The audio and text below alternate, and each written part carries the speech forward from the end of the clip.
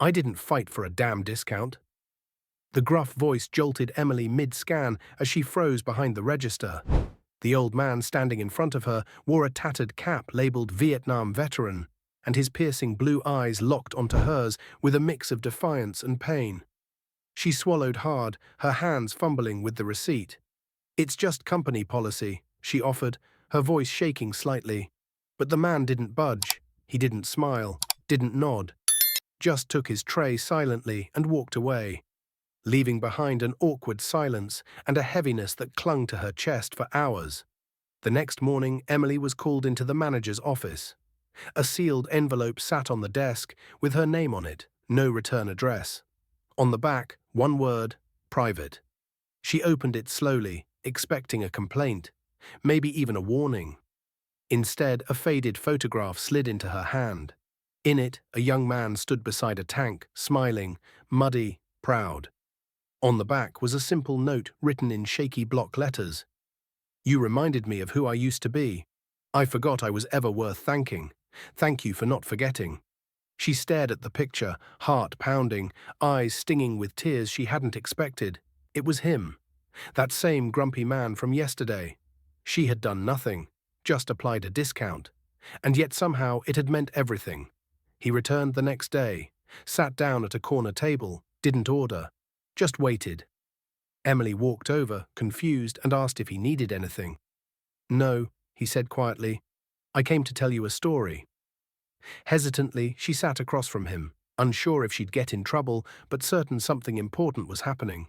He told her he had been 19 when he went to war, the same age she was now.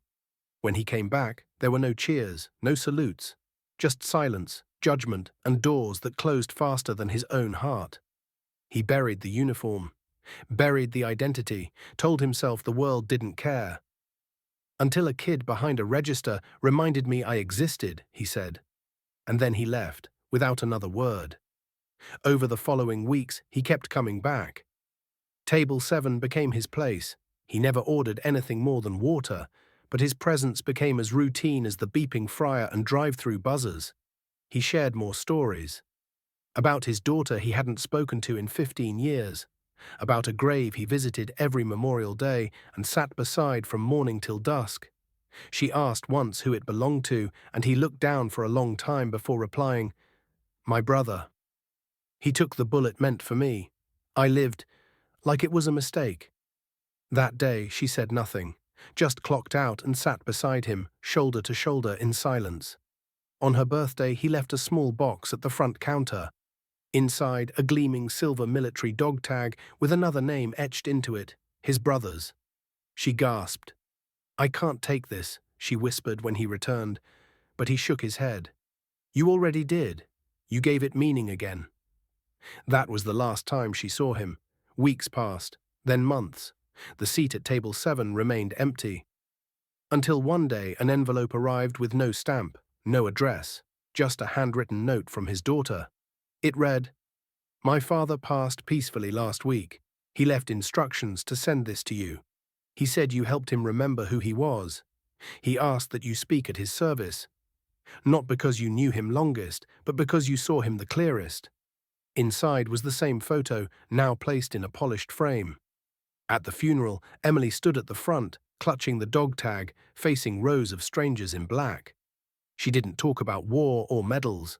She talked about water at table 7, about a man who ordered nothing but gave everything, about stories whispered between burger orders and life lessons hidden behind a wrinkled smile. And when she was done, Tom's daughter stood, tears streaking down her cheeks, and hugged her tightly. Then came another, and another.